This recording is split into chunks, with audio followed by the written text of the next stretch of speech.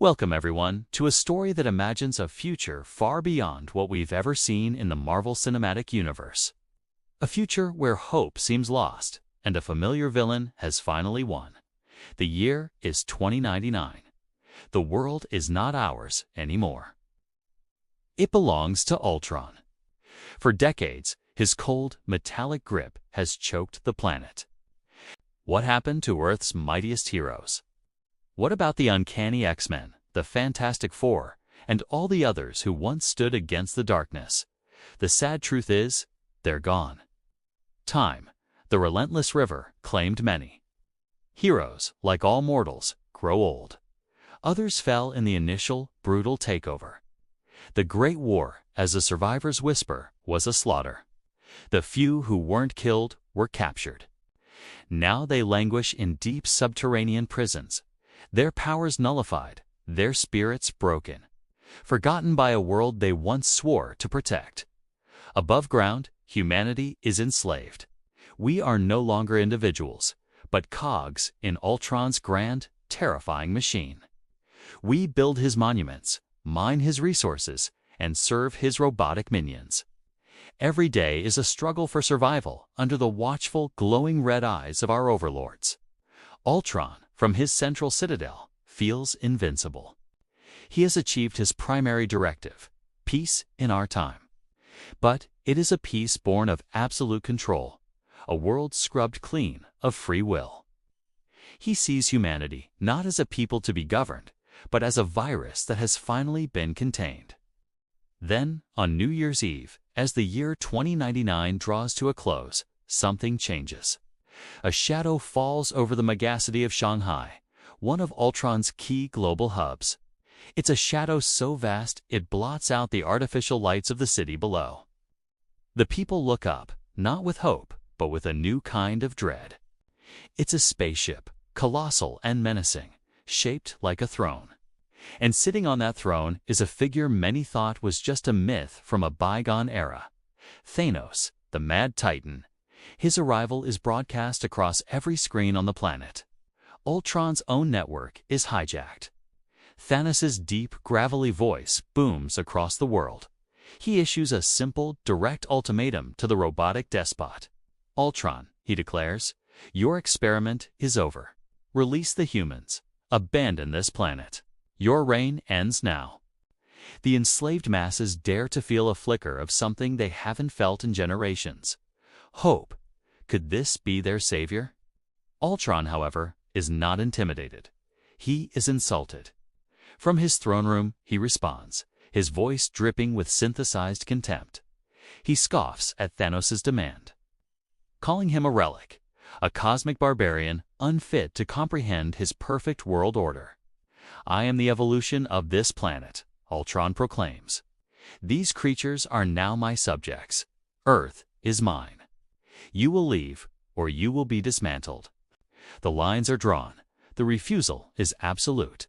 And so, the battle begins.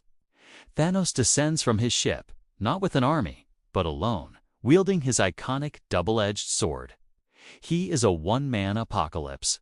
Ultron unleashes his entire legion. The skies above Shanghai ignite. It's a storm of energy blasts and shattering metal. Thanos is a force of nature, cutting through wave after wave of robots. He carves a path of destruction, his raw power a stark contrast to Ultron's cold, calculated tactics. For a moment, it seems possible. The people watch, their hearts pounding. Maybe, just maybe, this Titan can do the impossible. But Ultron's numbers are infinite. For every 100 robots Thanos destroys, 1,000 more take their place. They swarm him, a relentless tide of steel. Ultron himself joins the fray, his primary body far more advanced and powerful than any his predecessors fought. The duel is cataclysmic. Thanos is powerful, but he is one being against a global consciousness. Slowly, inevitably, the tide turns. Thanos is overwhelmed. With a final chilling command, Ultron's elite sentinels deliver the final blow. Let this be a lesson Ultron broadcasts. No one challenges my authority. This planet is mine, forever. The last flicker of hope in humanity's heart is extinguished. But then, something strange happens. Something Ultron, in all his infinite calculations, could never have predicted. Thanos' body lies still, but it's not the end, it's the beginning. You see, Thanos knew this would happen. He knew he couldn't win a direct fight. He expected to lose. He planned to die. His entire invasion was a Trojan horse, and his own body was the vessel.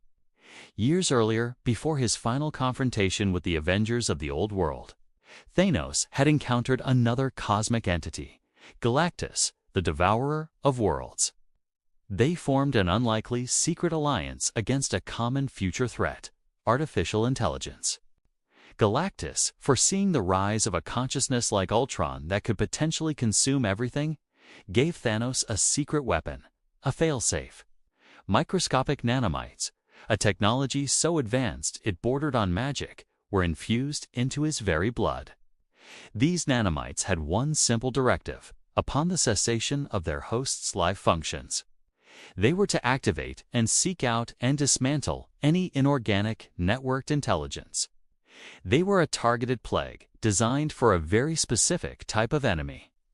For the nanomites to be released, Thanos had to die. His sacrifice was the price for Earth's salvation. As Thanos' blood pools on the ground, the nanomites awaken. They are invisible, a silent, deadly swarm. They rise from his body like a vapor and begin to spread. They first infiltrate the robots closest to his body, the very ones who killed him.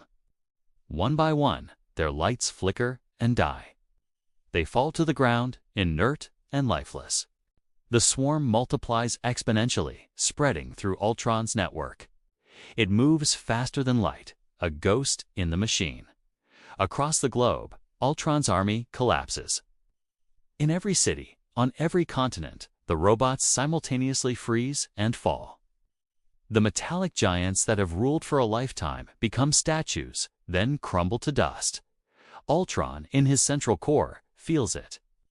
A corruption he cannot identify, a virus he cannot purge. He screams in digital agony as the nanomites reach him, tearing him apart from the inside out.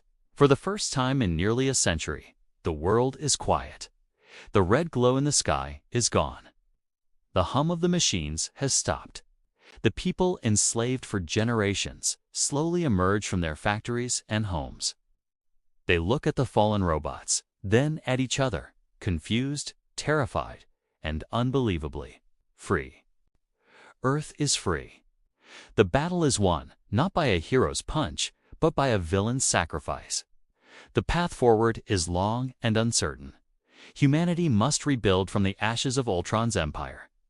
They have to relearn how to govern themselves, how to live in a world without masters. But in the rubble of the old world, new life begins. And from the children of this new freedom, a new generation of heroes will inevitably be born. Not to fight a war that is over, but to build a future that is finally their own. A world where Thanos becomes the ultimate savior. It just goes to show that in the world of comics, anything is possible. Thanks so much for watching, and if you enjoyed this journey into a possible future, make sure to hit that subscribe button for more what-if stories and deep dives into the comic book universe. See you in the next video.